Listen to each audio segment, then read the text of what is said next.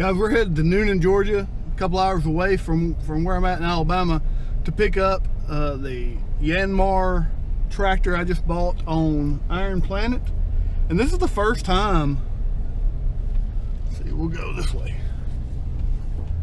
This is the first time I've ever bought from Iron Planet or Ritchie Bros. I know I've watched a lot of videos online about the process and if they got, you know, good deals or whatever. I did buy from Gov Liquidation back, government liquidations back, way back probably 10 years ago. I think Ritchie Brothers took them over, but I'm assuming it was a very different process back then. I went to a military base to pick up what I bought, but we're headed off to Noonan to see how this transaction goes. I bought a little Yanmar compact tractor with a backhoe. Seemed like a pretty good deal. I got it for $12,000 after tax, after auction fees, which were 10%, and after the actual price that I want it for, which was $10,250. Seems like a pretty good deal. They're probably, including backhoe, $25,000 tractors new. This one has some very minor issues from what it looks like, but the key is, and we'll see if this is going to be accurate, there's a couple pictures at the end of the auction of a trailer, a nice 7,000 pound equipment trailer, and it implies, based on the stickers on the trailer, that the trailer comes with it, because the trailer stickers are the same numbers as the tractor stickers on their auction numbers. And it does, under the inspection report, have the trailer information there as well. So I've got to assume that the trailer's with it, but it was not listed in the initial auction, and nowhere in the verbiage of the auction did it talk about the equipment trailer. Here's the problem though, I'm driving up there to get it in my truck. I'm not bringing my equipment trailer because I'm assuming I'm picking up a trailer. So guys, we're here and we're loaded up. I didn't take video of us pulling in or going in the office because I just forgot. But it was very simple. They got a real big building here in Noonan that we went in. She pointed us to the lot that had one building at the entrance, somewhere over that direction. And there it is. And when we pulled up, a gentleman came up in a little Kubota side-by-side, looked at our paperwork and said, let's go. And he took us back here, trailer and little Yanmar was already sitting here. They weren't loaded, we loaded them. Those Kubotas over there are already loaded. But it was ready to go. We backed up, we hooked up. We're loading right now and getting everything tied down. It did come with the trailer, awesome. So let me show you what we got. It's a 3-piece hood set up and there's some damage there I gotta fix. We'll go more in depth at all this when I get to the house. But all in all, tires are okay. Rear tires are pretty good, no cuts or anything. We've checked the hydraulics, all the hydraulics work. Little rips in the seat, little brake here. Rips in the seat, little brake here. Ran great, pulled it right up. It did have blow by like it said in the description, but it did pretty much go away after just a minute. Pretty neat outfit here, guys. This is a big lot. They have huge excavators, track loaders, bulldozers, D6s, D9s, backhoes, little stuff, which I'm actually going to take a look at these because you know, who knows, might bid on something else. These all appear to come from a Home Depot tool rental place in South Carolina. They have truck tractors, side-by-sides, genie booms, looks like some air compressors and generators, full-size generators, anything you can imagine. We would walk around, but we didn't let them know we were going to, so we haven't signed the release, and we don't have a vest, so we're not going to walk around. Probably not a hammer. What do you need it for?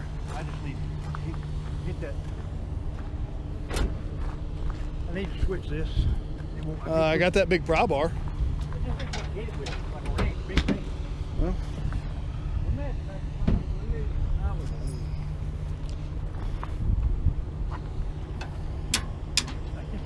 it did come with the bucking. It did come with the bucking dogs and chain, which is nice. So yeah, I'm pretty excited.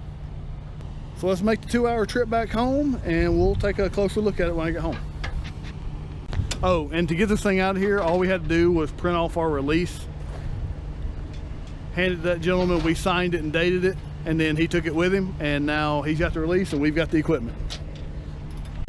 So guys, we're leaving. They got some weird stuff out here. I guess that's some kind of something for paving roads. That's a nice boat. But then they got these tanks. Marshmaster. That's what the power companies use to get in the... Yeah, they got some kind of weird drilling implement on them.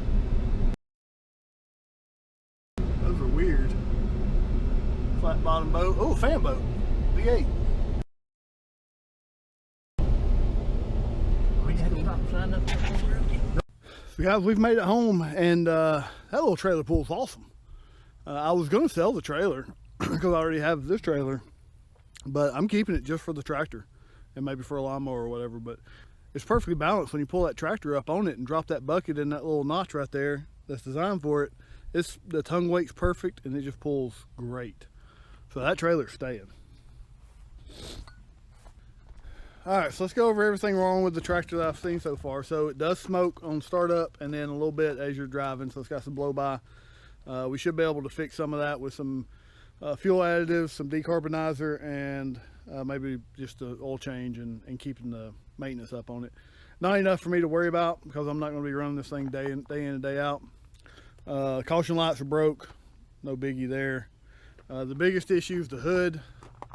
The hood is a 3-piece clamshell type hood, and it's pretty busted up. It's not physically broke, it's just they broke all the tabs that click it together. So I'm fixing to take it all off and look at that. Push bar is a little bent, we'll have to straighten that out. Bucket works perfect. I haven't checked everything back here, but just loading it, unloading it, moving up and down and stuff, everything works. These have gone up and down, they work. I think that's about the only problem. The boot on the front drive shaft is ripped and needs to be replaced.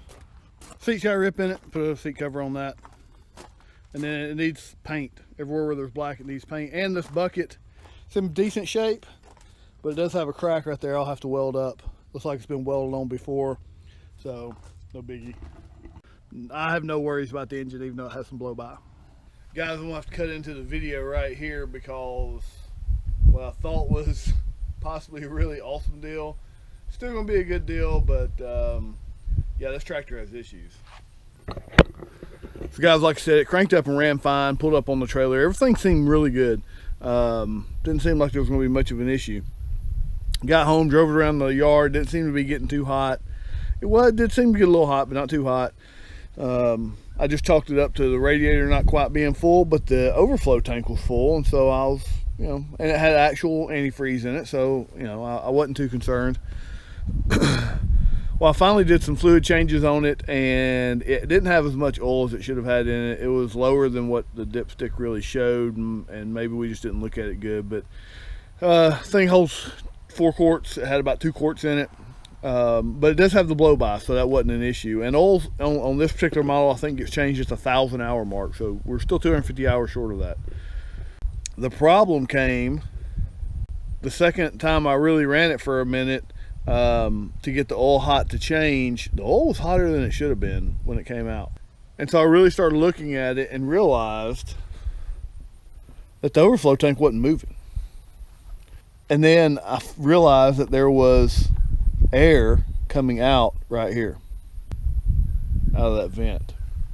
What had happened, this thing has either a blown head gasket or a cracked head.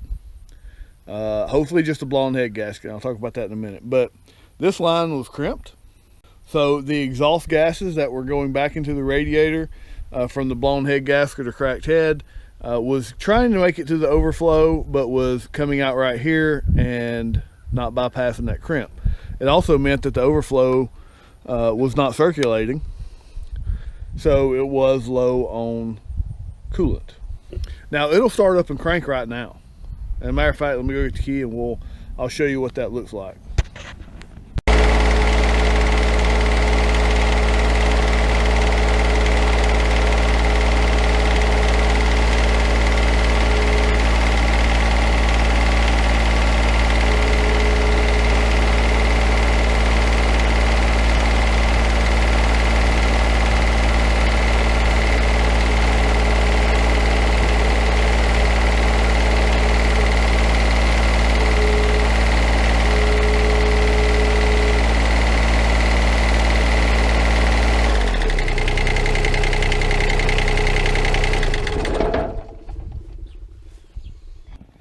picked up the tractor, like I said, that wasn't bubbling like that because somehow this check valve in here was just pushing it out right here instead of into the overflow.